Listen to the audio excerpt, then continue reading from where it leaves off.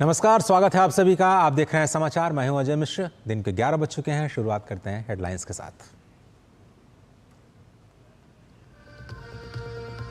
आंध्र प्रदेश के गुंटूर रेंज के आईजी सर्वश्रेष्ठ त्रिपाठी के नेतृत्व में एसआईटी करेगी अब तिरुपति लड्डू विवाद की जांच। वहीं जगन मोहन के तिरुमला दौरे पर बीजेपी हमलावर।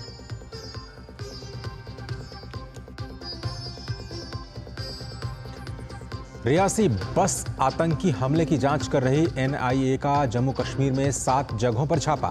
9 जून को हुए हमले में 9 लोगों की हो गई थी दुखद मौत। जम्मू कश्मीर में अंतिम चरण के लिए चुनावी प्रचार में आई तेजी। आज जेपी नड्डा कठुआ में भरेंगे हुंकार, तो राहुल गांधी की रामगढ़ और छंब में होगी रैली। नेशनल कॉन्फ्रेंस और पीडीपी नेता भी मैदान में डटे।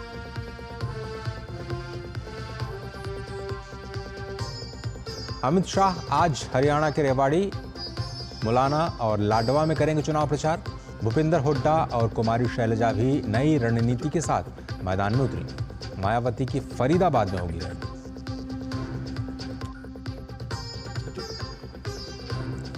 दिल्ली यूनिवर्सिटी में छात्र संघ चुनाव के लिए वोटिंग। एबीवीपी और एनएसयूआई के बीच कड़ा मुकाबला, लेकिन आज नहीं होगी मतों की गिनती।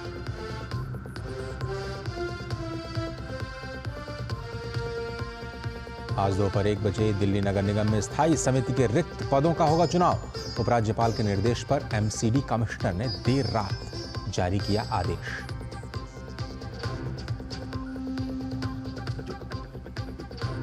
चुनाव आयोग की टीम आज मुंबई में राजनीतिक दलों और अधिकारियों के साथ होगी बैठकें।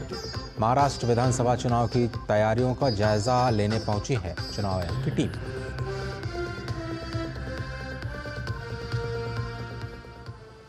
आंध्र प्रदेश सरकार ने गुंटूर रेंज के आईजी सर्वश्रेष्ठ त्रिपाठी को तिरुपति लड्डू प्रसादम में मिलावटी घी के इस्तेमाल के मामले की जांच के लिए अब विशेष जांच दल यानी एसआईटी का प्रमुख नियुक्त कर दिया है।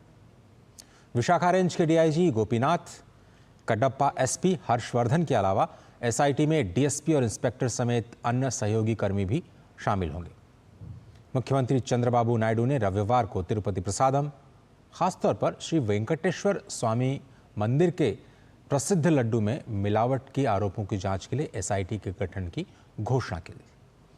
एसआईटी प्रसादम तैयार करने के लिए पशु चर्बी वाले मिलावटी घी की खरीद और पिछली सरकार द्वारा सत्ता के दुरुपयोग समेत कई मुद्दों की जांच करेगी।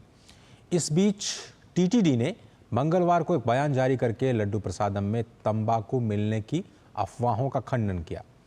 टीटीडी ने कहा कि तिरुमला में लड्डू श्री वैष्णव ब्राह्मणों द्वारा सीसीटीवी निगरानी में अत्यंत भक्ति, समर्पण और नियमों का कड़ाई से पालन करते हुए तैयार किए जा रहे हैं।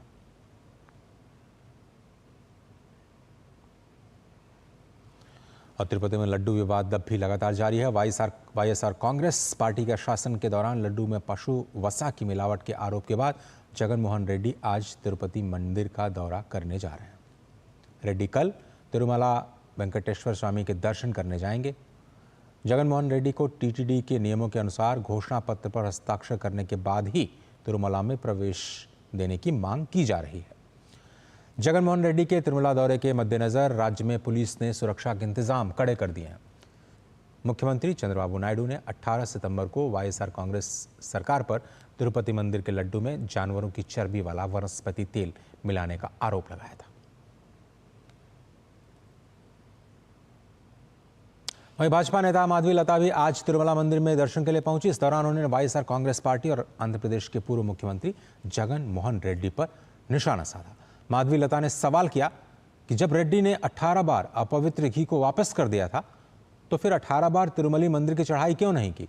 साथ ही सवाल किया कि उन्होंने मंदिर के लिए गौशाला क्यों नहीं बनाई, जिससे प्रसाद के लिए शुद्ध घी वहीं पर मिल पाए।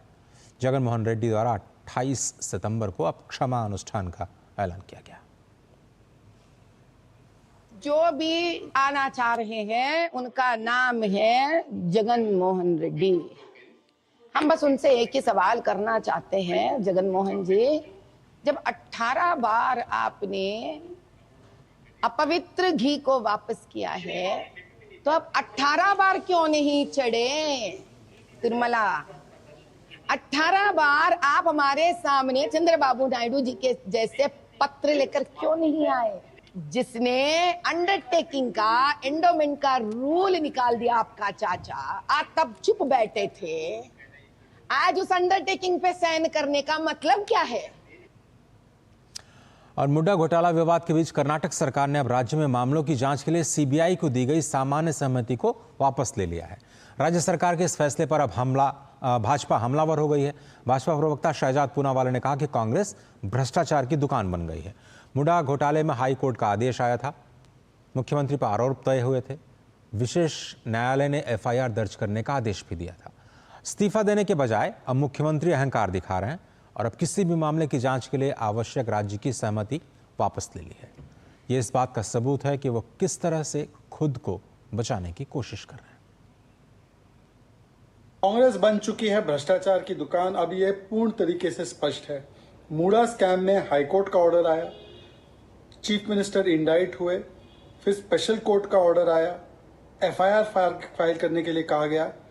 इस्तीफा देने के बदले चीफ मिनिस्टर एक तो एरोगेंस दिखाते हैं, मीडिया के माइक को धक्का देते हैं, कहते हैं मैं इस्तीफा क्यों दूं, और अब सीबीआई को जो कंसेंट दिया जाता है स्टेट के द्वारा किसी भी मैटर को प्रोब करने के लिए, उसको विड्रॉ कर दिया गया है। मतलब चोर की दाढ़ी में तिनका। पहले चोरी और सीना चोरी, अब चोर की दाढ़ी में तिनका। और इसी मुद्दे पर भाजपा के प्रदीप भंडारी भी ने भी कर्नाटक सरकार को आड़े हाथों लिया। Karnataka High Court concluded that the Chief Minister of Karnataka prima facie was involved in giving undue benefits worth 55 crore to his family in Muda scam. Ideally, an honest man, if he believed that the conclusion of the Karnataka Chief Minister was not correct, he would have resigned and was waited for the higher court to give an opinion. However, the Chief Minister of Karnataka is a corrupt man. In order to save his corruption, he wants to ensure that no independent agency investigates the matter. NIA Jammu Kashmir में 7 जगहों पर छापेमारी कर रही है। NIA की छापेमारी रियासी बस हमले से जुड़े मामलों में की जा रही है। 9 जून को आपको याद होगा, रियासी में आतंकियों ने एक बस पर हमला किया था। हमले के बाद बस खाई में गिर गई थी, जिससे 9 लोगों की दुखद मौत हो गई थी। हमले की जांच 15 जून को राष्ट्रीय जांच एजेंसी ने अपने हाथों में ले ली थी।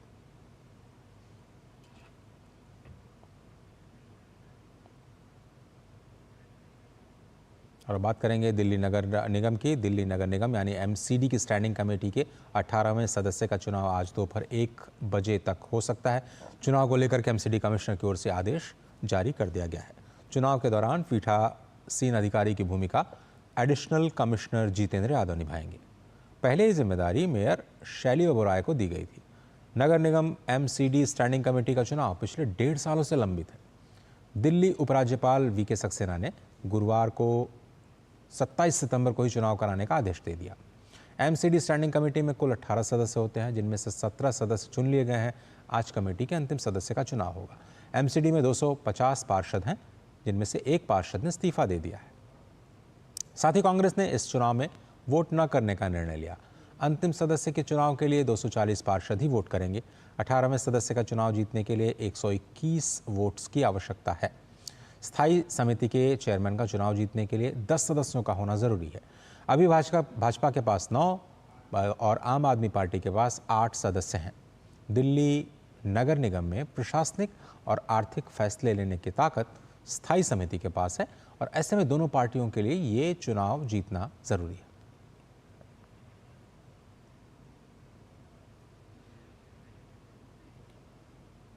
और ये समझना जरूरी है कि एमसीडी का ये जो चुनाव की प्रक्रिया है 1.5 साल से लंबित क्यों है। इसी सवाल को लेकर के भाजपा ने हमला बोला था आम आदमी पार्टी पर, लेकिन फिर भी चुनाव नहीं कराए गए। लेकिन अब ये चुनाव कल आनन फानन में देर रात इसकी नोटिफिकेशन को जारी किया गया और उसके बाद आज ये चुनाव कराया जा रहा है।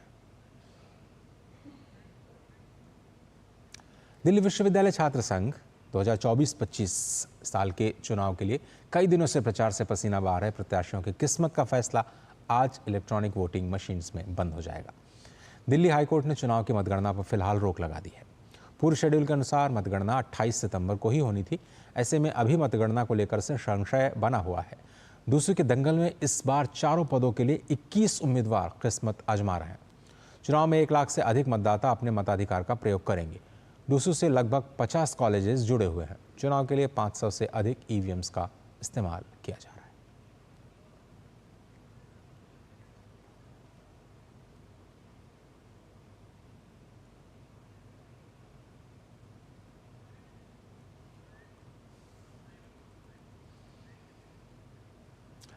और हमारे साथ गौरव इस वक्त इस खबर पर और ज़्यादा जानकारी दे रहे हैं। गौरव, थोड़ा सा और अपडेट हमें बताएं कि अभी क्या कुछ ताज़ा स्थिति है और क्या जानकारी है आपके पास? बिल्कुल अजय, आपको बताना चाहूँगा कि ये सुबह 8:30 बजे से लेकर 1 बजे तक जो पहली शिफ्ट है उसमें यहाँ पर मतदान जो है उसकी प्रक्रिया लगातार यहाँ पर सुचारू रूप से चल रही है। जो यहाँ पर व्यवस्थाएं की गई हैं वो अपने आप में काबिल तारीफ़ हैं, क्योंकि जिस तरह से लगातार यहाँ पर जो अब की बार का जो सेशन स्टार्ट हुआ है उसमें भी 25 सितंबर से पहले जिन बच्चों ने यहाँ पर एडमिशन लिया है वो भी अब की बार इस चुनाव में मतदान कर सकते हैं, और इसके लिए तमाम यहाँ पर जो व्यवस्थाएँ हैं वो भी यहाँ पर की गई हैं। कुछ छात्र भी हमारे साथ हैं, उनसे भी जानने की कोशिश करते हैं कि किस तरह से अब की बार वो बढ़ चढ़कर इस यहाँ पर चुनाव में ये हिस्सा लेते हुए नजर आ रहे हैं। तो आपका नाम क्या है? मेरा नाम स्वयं बेनीवाल है। स्वयं बताइए कि अब की बार आप क्या चीज़ें आपके दिमाग में हैं जिसको लेकर आप अब की बार यहाँ पर वोट कर रहे हैं? मैं सबसे पहले तो कहना चाहूँगा जो लोग पहले से काम करते आए हैं उन्हें वोट करना चाहिए, और जो लोग अपने छात्र हितों के लिए खड़े हो सके बिल्कुल उन्हें वोट कीजिएगा। आप क्या कहना चाहेंगे? हम यहाँ हिंदू में प्रधानमंत्री का चुनाव होता है और हमारा डिपार्टमेंट हिंदी डिपार्टमेंट में ज़्यादा बैठने की व्यवस्था नहीं है और एसी भी नहीं है। बाकी सब डिपार्टमेंट में एसी है, एसी की मांग हमारी थी। बस उन्हें ही वोट देना चाहिए जो छात्रों के हित के लिए काम करे, जो कॉलेज की बढ़ोतरी के लिए काम करे, जिससे कॉलेज का ओवरऑल डेवलपमेंट हो। आपके दिमाग में क्या है? अब की बार ये है कि जो कॉलेज के हित में काम करे और बेटर हिंदू के लिए काम करे उन्हें वोट देना चाहिए। मैं फ़र्स्ट ईयर का छात्र हूँ, मेरा नाम अद्वै है, और मुझे ऐसा लगता है कि फ़र्स्ट ईयर के लिए काफ़ी मुश्किल होती है, क्योंकि वो नए नए आते हैं और उनको ज़्यादा पता भी नहीं होता, और सारे कैंडिडेट जितने भी होते हैं वो वोट मांगते हैं, बट फर्स्ट ईयर वालों के लिए डिसाइड करना थोड़ा मुश्किल होता है कि किसको वोट दे। जैसे अब की बार आप फर्स्ट ईयर में आए हैं तो अब की बार सिर्फ फ़ी का जो स्ट्रक्चर है वो भी देखने को मिला, और इसके अलावा जो जैसे आपको अब की बार तो अभी आपका आई कार्ड तो बना नहीं होगा, तो एंट्री कैसे होगा? बन गया। हमारा आई कार्ड हमें डे 1 पर ही मिल गया था। ये हिंदू कॉलेज की सबसे अच्छी बात लगी मुझे। हाँ, तो देखिए ये अलग अलग मन में यहाँ पर लोगों के हैं, और साफ तौर पर यहाँ पर जो छात्र हैं उनके जो अपना भविष्य है उसके लिए तमाम इनके मन में सवाल हैं, जिसको लेकर अब की बार वो यहाँ पर वोट करते हुए भी नज़र आ रहे हैं। और साफ तौर पर तमाम ऐसे मुद्दे हैं, तमाम ऐसे सवाल उनके मन में भी हैं जो यहाँ पर अब की बार प्रभावी रूप से नज़र आ रहे हैं अजय, और इसी को लेकर ये जो छात्र हैं वो अब की बार बढ़ चढ़कर यहाँ पर हिस्सा लेते हुए नज़र आ रहे हैं। कुछ और भी छात्र हैं यहाँ पर, और हम आपको ज़रा थोड़ा दिखाना की कोशिश भी करना चाहेंगे कि आप देखिए ज़रा कैंपस में इस वक्त किस तरह का माहौल नज़र आ रहा है। साफ तौर पर आप देखिए कि छात्र जो हैं यहाँ बड़ी संख्या में धीरे धीरे करके पहुँच रहे हैं, और ऐसे में 2 शिफ्टों में यहाँ पर पूरा मतदान जो है वो रखा गया है। एक सुबह 8:30 बजे से 1 बजे तक जो कि अभी चल रहा है, और इसके बाद फिर 3 बजे से लेकर शाम के 7:30 बजे तक यहाँ पर मतदान होगा। तो ये 2 शिफ्टों में यहाँ पर मतदान होता हुआ नजर आएगा। और साफ तौर पर जैसा कि आप मेरे पीछे भी देख पा रहे हैं कि इस वक्त हम हिंदू कैंपस में मौजूद हैं, तो यहाँ पर किस तरह की स्थितियाँ हैं, लगातार जो व्यवस्थाएं हैं वो यहाँ पर चाक चौबंद नजर आ रही हैं, और इसी को लेकर और छात्रों के मन में जो सवाल हैं और जिस तरह से वो आने वाले समय में जो कुछ चाहते हैं, अपनी जो मांगे हैं, उसको देखकर वो अब की बार यहाँ पर वोट करते हुए नजर आ रहे हैं। अजय, गौरव, ये तो स्थानीय स्तर पर तो उनके लिए काफ़ी इंपॉर्टेंट है, और जाहिर तौर पर जो उन्हें सुविधाएं मिलनी चाहिए, चाहे छात्रावास से जुड़ी सुविधाएं हों, मेस खाने पीने से जुड़ी सुविधाएं हों, आसपास जो सुविधाएं हैं उनको लेकर के तो उनके मन में सवाल होता ही है। लेकिन लोकतंत्र की प्रक्रिया का एक पहला चरण होता है जब आप छात्र संघ के चुनाव में हिस्सा लेते हैं। ऐसे में देश की राजनीति को लेकर के भी उनके मन में कुछ न कुछ ज़रूर होगा, और हिंदू कॉलेज तो बहुत प्रतिष्ठित कॉलेज है, तो थोड़ा सा वहाँ के माहौल और फिर देश की राजनीति के बारे में, ये जो युवा जो कि कल का भविष्य है, आपको याद होगा कि लाल किले की प्राचीर से 1 लाख नए युवाओं को राजनीति में शामिल करने का आह्वान भी प्रधानमंत्री ने किया था। ये युवा कुछ क्या सोच रहे हैं, कुछ ऐसी आपको उनसे अनुभव मिल पा रहे हैं? बिल्कुल, यहाँ पर हमने तमाम युवाओं से बात करने के लिए और जो तमाम यहाँ पर छात्र हैं, जो आने वाले समय में जो हम जैसा कहते हैं कि प्रधानमंत्री नरेंद्र मोदी भी कहते हैं 2047 के विकसित भारत के लक्ष्य को पूरा करने के लिए इनके ऊपर, इनके कंधों पर बहुत बड़ी जिम्मेदारी, एक नैतिकता नजर आएगी साफ तौर पर। तो हमने कई छात्रों से यहाँ पर बात करने की कोशिश की, उनके मन में भी तमाम चीज़ें हैं। तो यहाँ पर उन्होंने अपनी जो यहाँ पर रूपरेखा रखी है उसको लेकर भी उन्होंने हमसे बात की और इसके बाद किस तरह से वो बढ़ चढ़ कर आने वाले समय में जो अपनी भागीदारी और जिम्मेदारियां निभाते हुए आएंगे, क्योंकि सब अलग अलग डिपार्टमेंट्स हैं, कुछ के दिमाग में कुछ है और किसी के दिमाग में कुछ और है, जिसे आने वाले समय में मजबूती के साथ वो एक निर्णायक डिसीजन ले सकते हैं और आने वाले समय में एक बड़ी भागीदारी आने वाले समय में लोकतंत्र में निभा सकते हैं। और ये सारी तैयारियां आप बता रहे हैं बिल्कुल हो चुके हैं। मतगणना को लेकर के क्या संशय है? कोई तारीख अभी निश्चित हो पाई कि अंतिम रिजल्ट्स कब तक आ सकते हैं गौरव? देखिए, ये बताया जा रहा है कि ये कल होगा, काउंटिंग जो है वो कल होगी, यहाँ पे कॉन्फ्रेंस हॉल में ही कल ये काउंटिंग की जाएगी और काउंटिंग के बाद ही यहाँ पर नतीजे घोषित किए जाएंगे। वैसे जो कड़ी टक्कर है वो ABVP और NSUI के बीच में यहाँ पर बताई जा रही है, साफ तौर पर नज़र भी आ रहा है इसको देखते हुए। तो तमाम इसके लिए तैयारियाँ हैं जो यहाँ पर इस कैंपस में भी नज़र आ रही हैं और इसके अलावा जो दिल्ली यूनिवर्सिटी के और भी जो कैंपस हैं वहाँ पर भी कमोवेश यही स्थिति है और जो यहाँ पर छात्र हैं वो बढ़ चढ़ कर अपनी भागीदारी निभाते हुए नजर आ रहे हैं। गौरव श्रीवास्तव, बहुत धन्यवाद वक्त निकालने के लिए और हमारे साथ जुड़ने के लिए। संसद की कुल 24 स्थायी समितियों का अब गठन कर दिया गया है। इसमें विभिन्न दलों के सांसद सदस्यों को अहम समितियों की जिम्मेदारी दी गई है। बीजेपी के बी मेहताब को वित्त संबंधी समिति का अध्यक्ष चुना गया है। वहीं विदेश मामलों की समिति की अध्यक्षता कांग्रेस के नेता शशि थरूर को सौंपी गई है, जबकि गृह मंत्रालय के जो गृह मामलों की समिति की अध्यक्षता जो है वो बीजेपी के राधा मोहन दास जी करेंगे। संसद की 24 स्थायी समितियों में सभी प्रमुख दलों के सदस्य शामिल किए गए हैं। सभी दलों के प्रतिनिधित्व वाली विभाग संबंधी स्थायी समितियां लघु संसद के रूप में कार्य करती हैं और विभिन्न मंत्रालयों के कामकाज पर नजर भी रखती हैं। रक्षा संबंधी संसदीय स्थायी समिति की अध्यक्षता पूर्व केंद्रीय मंत्री राधा मोहन सिंह करेंगे। तेलुगु देशम पार्टी और जनता दल यूनाइटेड जैसे NDA के सहयोगी दलों के अलावा सहयोगी दल शिवसेना और राष्ट्रवादी कांग्रेस पार्टी के सदस्य भी एक एक समिति का नेतृत्व करेंगे। जदयू के संजय झा परिवहन, पर्यटन और संस्कृति संबंधी समिति की अध्यक्षता करेंगे, जबकि तेलुगु देशम पार्टी के मंगुट्टा श्रीनिवासुलु रेड्डी आवास और शहरी मामलों के संबंधित जो समिति है उसकी अध्यक्षता करेंगे। विभाग संबंधी कुल 24 स्थायी समितियों में से 11 की अध्यक्षता भाजपा के सदस्यों को मिली है। 4 समितियों का नेतृत्व NDA के सहयोगी दलों को मिला है। वहीं कांग्रेस के सदस्यों को 4 समितियों की अध्यक्षता दी गई है। बुलेटिन में एक छोटा सा ब्रेक लेते हैं। आप देख रहे हैं समाचार। MDH का किचन किंग किचन में हो तो हम सब कुछ बना सकते हैं। बैंगन का भरता, आलू गोभी, भिंडी मसाला और भी बहुत कुछ। MDH। बेटियां घर की रौनक हैं। बेटियां घर संवारती हैं। बेटियां पीढ़ियां सजाती हैं। बेटियां घर की बुनियाद कहलाती हैं। बेटियों को सलाम करता है मोंगिया स्टील, स्टील का बादशाह। और अब बात करेंगे विधानसभा चुनाव की।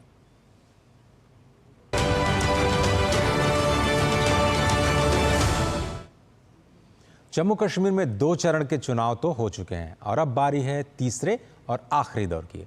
बीजेपी की ओर से एक बार फिर से पार्टी अध्यक्ष JP नड्डा आज वहां पर हुंकार भरेंगे।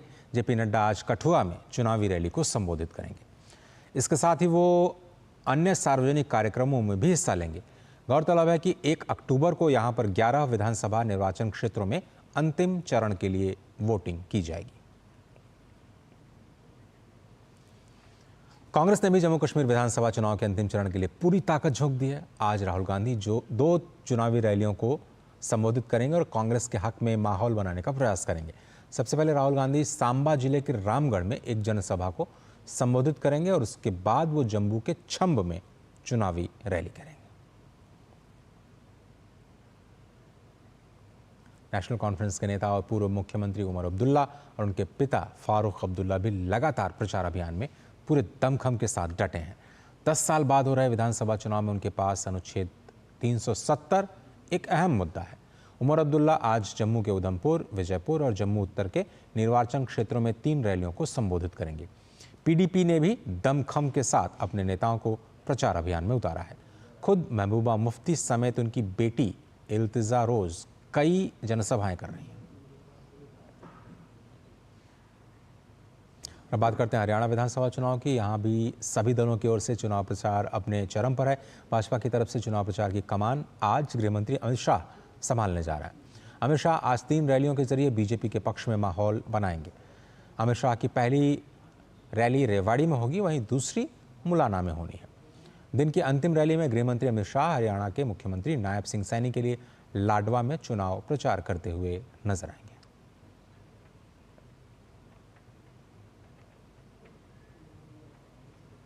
कांग्रेस नेता राहुल गांधी कल हरियाणा में चुनाव प्रचार के लिए पहुंचे और उन्होंने एक दूसरे से नाराज चल रहे भूपेंद्र सिंह हुड्डा और कुमारी शैलजा को एक मंच पर खड़ा किया।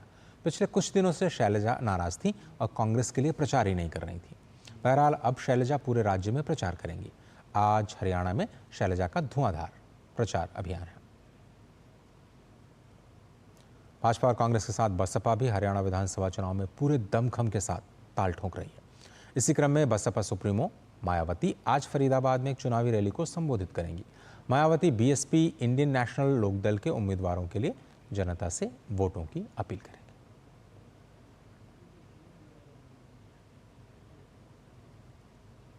उधर महाराष्ट्र में भी विधानसभा चुनाव को लेकर के तैयारियां अब तेज हो गई हैं। आगामी विधानसभा चुनाव की तैयारियों की समीक्षा के लिए मुख्य चुनाव आयुक्त राजीव कुमार के नेतृत्व में चुनाव आयुक्त ज्ञानेश कुमार और डॉक्टर एस संधू के साथ चुनाव आयोग का एक प्रतिनिधिमंडल 2 दिन के लिए राज्य के दौरे पर मुंबई पहुंच चुका है।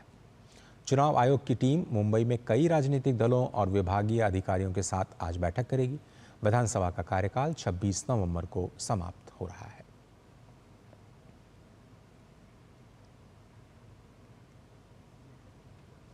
पर्यटन मंत्रालय आज नई दिल्ली में पर्यटन और शांति इस विषय पर विश्व पर्यटन दिवस 2024 का आयोजन करेगी। ये कार्यक्रम विकास और वैश्विक सद्भाव को बढ़ावा देने में पर्यटन की भूमिका को उजागर करेगा। उपराष्ट्रपति जगदीप धनखड़ इस कार्यक्रम को संबोधित करेंगे। केंद्रीय पर्यटन और संस्कृति मंत्री गजेंद्र सिंह शेखावत और केंद्रीय सूचना और प्रसारण मंत्री अश्विनी वैष्णव भी इस अवसर पर मौजूद रहेंगे। पर्यटन मंत्रालय की ओर से सर्वोत्तम पर्यटन गांव पुरस्कार के विजेताओं की भी घोषणा की जाएगी।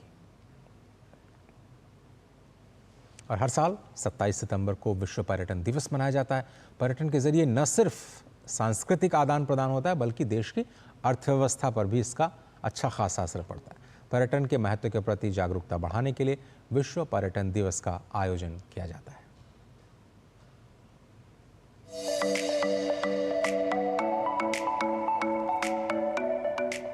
विश्व पर्यटन दिवस हर साल 27 सितंबर को दुनिया भर में मनाया जाता है। इसे मनाने का उद्देश्य पर्यटन के महत्व और इसके सामाजिक, सांस्कृतिक, राजनीतिक और आर्थिक योगदान के प्रति जागरूकता फैलाना है। 27 सितंबर 1970 विश्व पर्यटन संगठन की स्थापना हुई थी। संगठन के स्थापना सम्मेलन की 10वीं वर्षगांठ के अवसर पर विश्व पर्यटन दिवस मनाने की शुरुआत हुई। विश्व पर्यटन दिवस 2024 की थीम पर्यटन और शांति है। इस थीम का उद्देश्य है कि पर्यटन समुदायों को बदल सकता है, रोजगार पैदा कर सकता है, समावेश को बढ़ावा दे सकता है और स्थानीय अर्थव्यवस्थाओं को मजबूत कर सकता है। पर्यटन न केवल विभिन्न संस्कृतियों और स्थानों को जोड़ता है बल्कि यह वैश्विक अर्थव्यवस्था का एक प्रमुख हिस्सा भी है जो कई देशों के लिए आय और रोजगार का एक महत्वपूर्ण स्रोत है।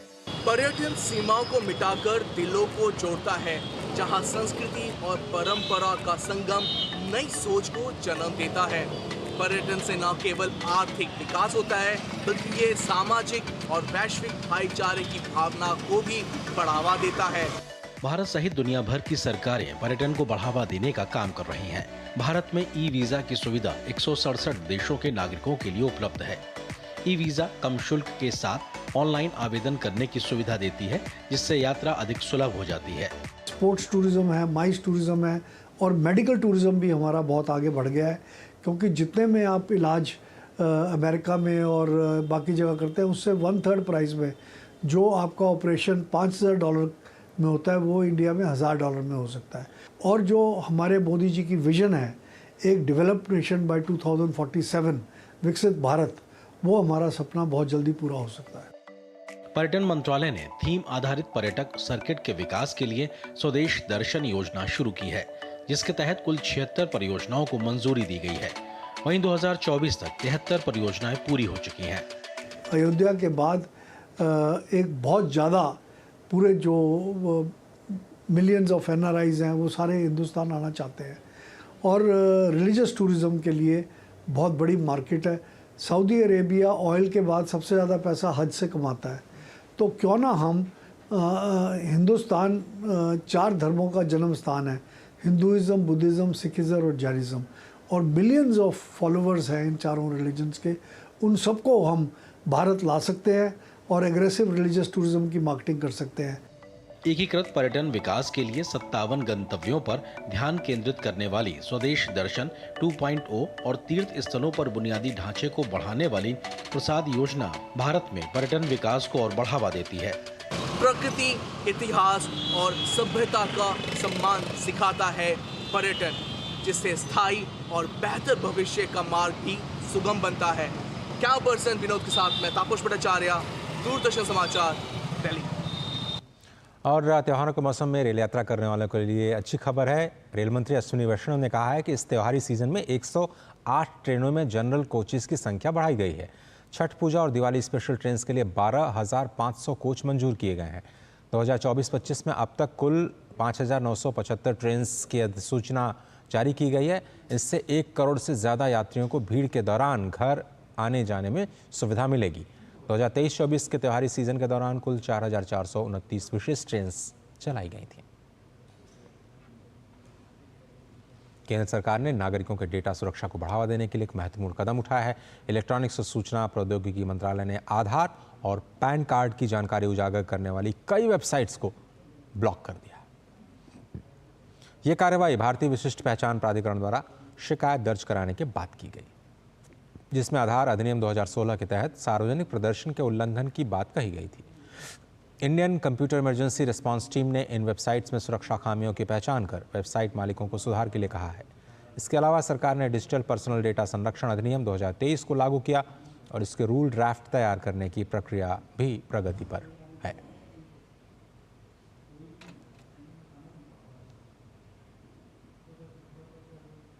ग्लोबल इनोवेशन इंडेक्स 2024 में दुनिया की 133 अर्थव्यवस्थाओं में भारत अब 39वें स्थान पर पहुंच चुका है। मध्य और दक्षिण एशिया की बात करें तो 10 अर्थव्यवस्थाओं में भारत पहले स्थान पर है। इस समूह में ईरान दूसरे स्थान पर, उसके बाद कजाकिस्तान का नंबर है। उज़्बेकिस्तान इस क्षेत्र में अपना चौथा स्थान बरकरार रखे हुए है। वहीं अगर निम्न मध्यम आय वाली अर्थव्यवस्थाओं की बात करें तो भी भारत पहले स्थान पर नजर आ रहा है। लगातार 14वें साल नवाचार यानी इनोवेशन के मामले में बेहतर प्रदर्शन करने का रिकॉर्ड भारत के ही नाम है। उधर WPI के ग्लोबल इंडेक्स GII के 2024 के संस्करण के अनुसार चीन, तुर्की, भारत, वियतनाम और फिलीपींस 10 सालों में रैंकिंग में सबसे तेजी से आगे बढ़ने वाले देशों में शामिल हैं।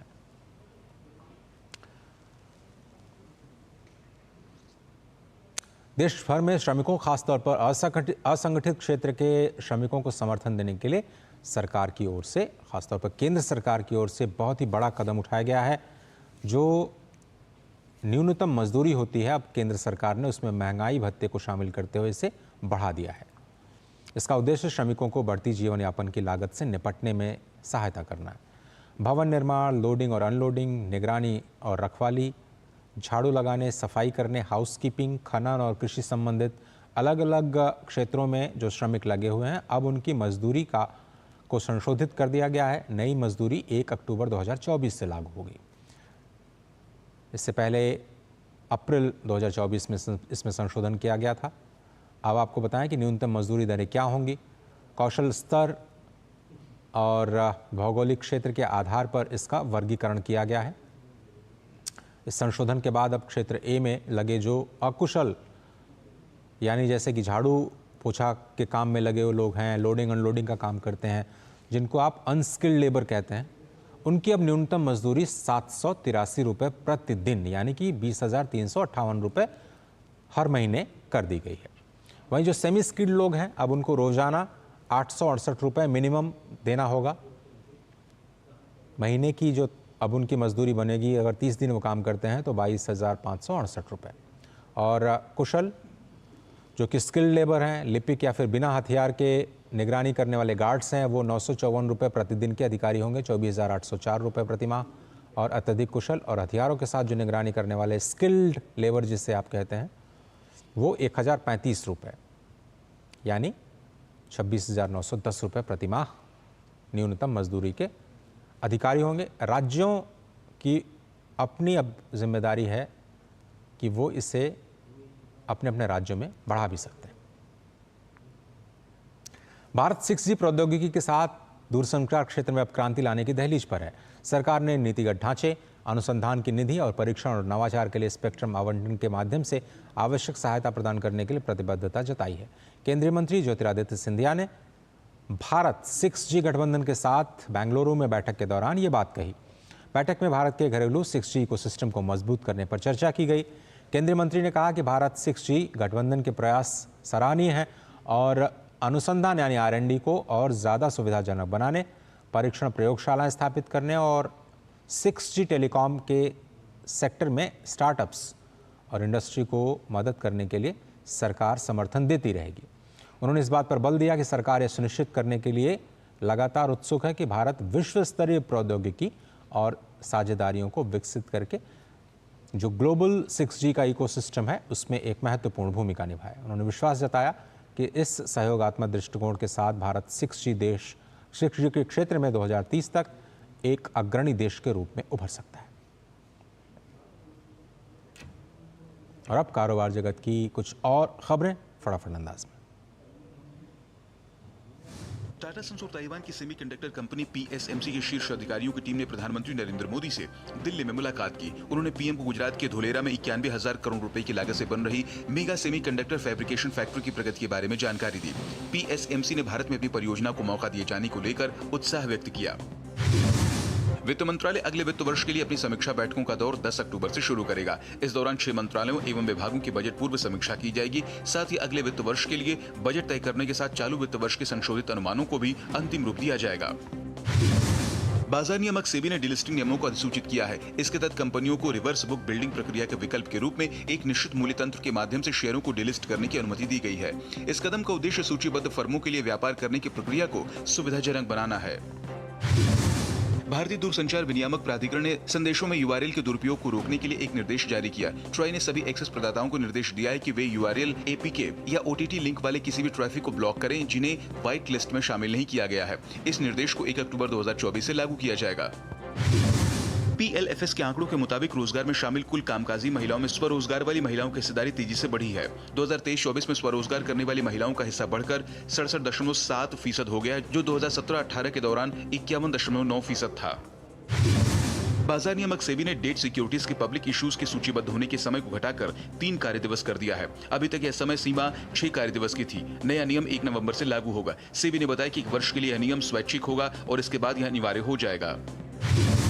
केंद्र सरकार बीमा कानून में संशोधन करने पर विमर्श कर रही है। कहा जा रहा है कि इस पहल से बीमा कंपनियों को बड़ा लाभ होगा, क्योंकि इसके तहत बीमा पॉलिसी को बेचने की इजाजत मिल सकती है। अब सरकार का मानना है कि बीमा पॉलिसी बिक्री के लिए कोई श्रेणी नहीं होनी चाहिए। एक कंपनी को अब सभी में पॉलिसी बेचने की अनुमति है। रिलायंस फाउंडेशन के चेयरपर्सन नीता अंबानी और रिलायंस जियो इन्फोकॉम के चेयरमैन वायकॉम 18 के निदेशक मंडल में शामिल हो गए हैं। सूत्रों के अनुसार वैश्विक मीडिया कंपनी वॉल्ट डिज्नी के भारतीय कारोबार के साथ वायकॉम 18 के विलय से पहले यह बदलाव किया गया है। वायकॉम 18 के पास रिलायंस इंडस्ट्री और बोधी ट्री सिस्टम की मीडिया और मनोरंजन कारोबार का स्वामित्व है। और मोदी सरकार के 100 दिनों के पूरा होने के अवसर पर केंद्रीय मंत्री गिरिराज सिंह प्रेस कॉन्फ्रेंस को संबोधित करते हैं। आपको